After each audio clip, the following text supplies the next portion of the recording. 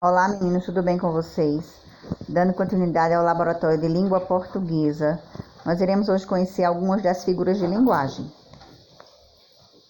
As figuras de linguagem consistem em fugas discursivas da língua, uma vez que nem sempre uma ideia pode ou precisa ser comunicada literalmente. Dependendo da sua função, elas são classificadas em figuras de palavra, figuras de pensamento, figuras de sintaxe e figuras de som.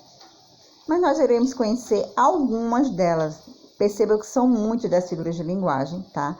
Cada uma dessas figuras aí contém inúmeras e a gente vai ao longo do período trabalhando algumas delas, certo? Lembrando que as figuras de linguagem são muito empregadas, né? Em poemas, na literatura, os poetas gostam muito de usar essas figuras de linguagem.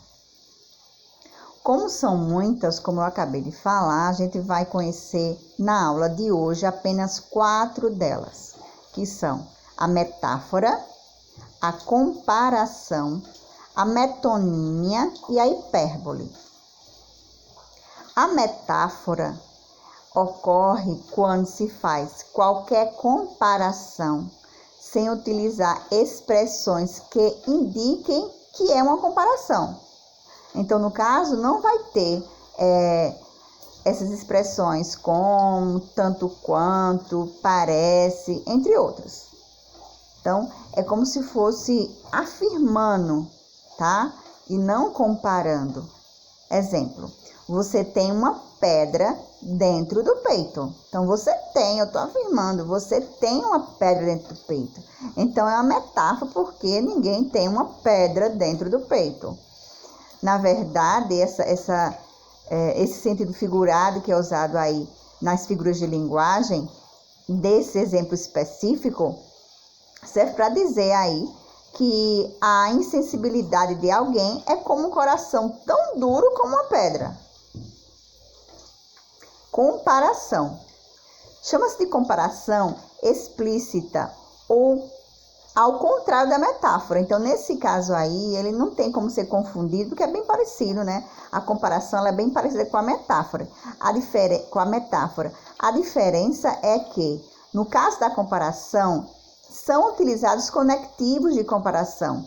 Aí sim, vai assim, tal que, para aí definir e não se confundir, digamos assim, com a metáfora. Exemplo, seus olhos são como jabuticabas. Então, perceba que o conectivo como consegue estabelecer o sentido de comparação direta, dando o sentido de que os olhos são pretos. Metonímia. A metonímia ocorre quando se substitui um termo por outro. Essa substituição, porém, é feita pela proximidade de referências entre os dois termos. Exemplo, comeu o prato todo. Então, no caso aí, o prato substitui o termo comida, que estava dentro do prato.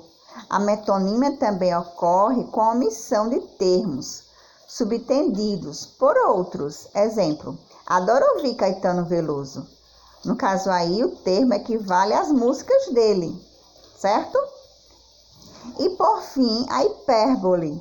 A hipérbole corresponde no uso intencional de expressões muito exageradas para passar-se uma ideia que demora. Estou esperando há séculos. A expressão há séculos é realmente um exagero, né? Ele simplesmente quis dizer que estava demorando demais, estava esperando há muito tempo. Bem, aí vocês irão também fazer uma leitura no livro de vocês, que no arquivo vai estar aí as páginas, onde tem esses assuntos de figuras de linguagem. Então, vocês podem aí procurar essas 4 figuras de linguagem, fazer a leitura, observar os exemplos, para aprofundar os conhecimentos de vocês. Ok? Bons estudos!